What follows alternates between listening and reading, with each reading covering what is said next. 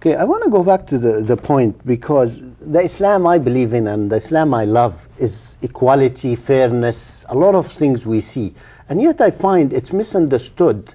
And a true Islam, a true spirit of Islam, you'll find treating everybody within the nation good. And I feel maybe there hasn't been a good role model in recent history of an Islamic government. That's why people wouldn't be afraid. People are seeing some bad examples, and I'm not saying they're bad because they're bad. Sometimes I think they were not really given a chance to do. Like, I look at the French Revolution, it started by killing and it took years to get over this and then start the equality, even though from day one they said we are for freedom, equality and things. But usually any revolution starts with violence and misunderstanding, maybe to the far left and the far right, and then they find their balance. And I think maybe some of these governments were never given a chance to find their balance. Well, the violence is a different story, and that happens. That happens regardless. Yeah. If it was not in the name of religion, yeah, it would be in the name of nationalism. Yes. It would be in the name of communism and economic system. Yes. French Revolution, call it whatever. Yeah. As a matter of fact, Turkey was established on French model. Yes. Their laws are Italian laws. Their constitution is Swiss constitution. Their penal code is Swiss. So the fact is that regardless of how, you just mentioned that the way you believe in Islam, it's a religion of peace, it's a religion of honesty, it's a religion of getting along with each other. Ashraf, that's all well and good. But the thing is, does that matter if those who, in the name of Islam, act in a way which is anything but what you say? Go to any Muslim country. Yeah. Take the population as a whole. Look at, go to get your driver's license. Go an ordinary stamp from the post office, and you'll find that even in those little things, you'll find corruption and dishonesty and all that. Why? Not because somehow Islam is teaching them that. No. I agree with you that they perhaps don't practice Islam, but the fact or is, they misunderstand Islam. No, I feel some of them, they haven't been even taught the basic things about Ashraf, Islam. how can you say that anybody misunderstands Islam if they're indulging in dishonesty? I think they know very well that Islam or any other religion would prohibit them. The flaw is not in Islam or in the government. The flaw is in the society, in the character, in the economic, in the freedom of expression, in the democratic setup. That's where the flaw lies. You bring a very important point I wanted to discuss. I honestly feel those who's teaching Islam, the scholars, the mullahs, the sheikhs, have only studied Islam and studied books from 1,000 years, 1,200 years, and they're not part of life.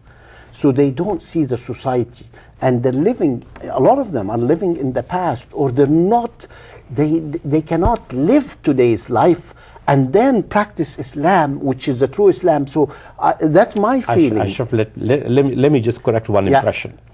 There are a lot of myths. Yes. And one of the myths is that Muslims are so backward. They indulge in terrorism and all that because there's no education, because they have gone to madrasas and all that, because they're poor.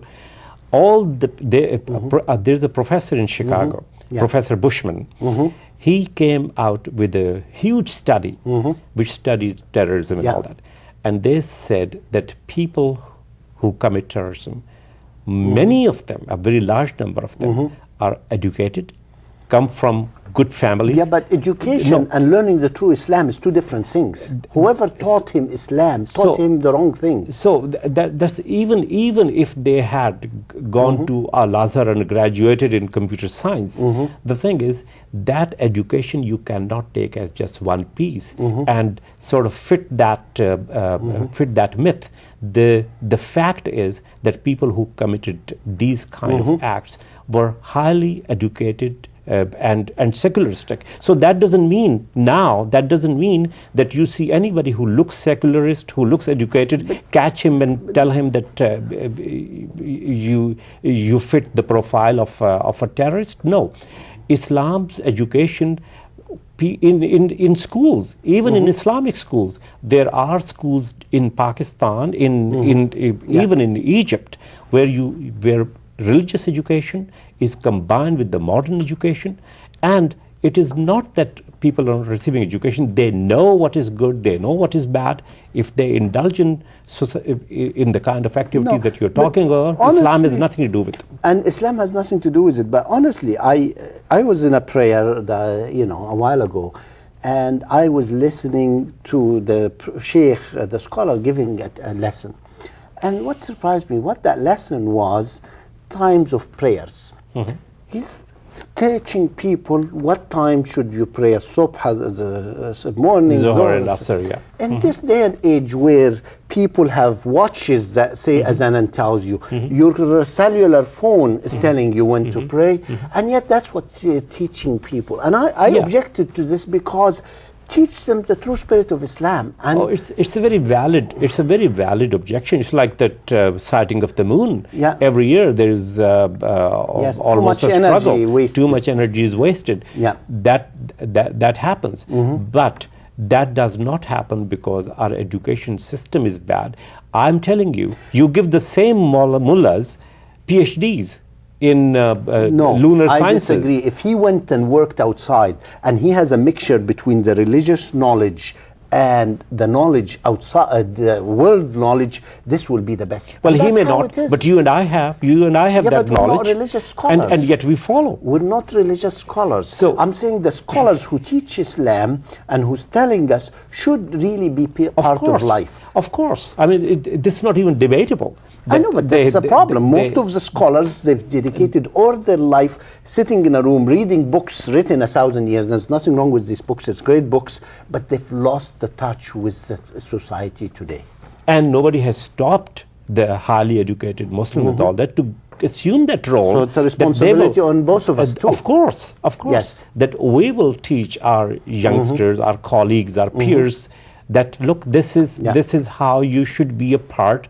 You know, in the end, what it boils down to, what is your behavior?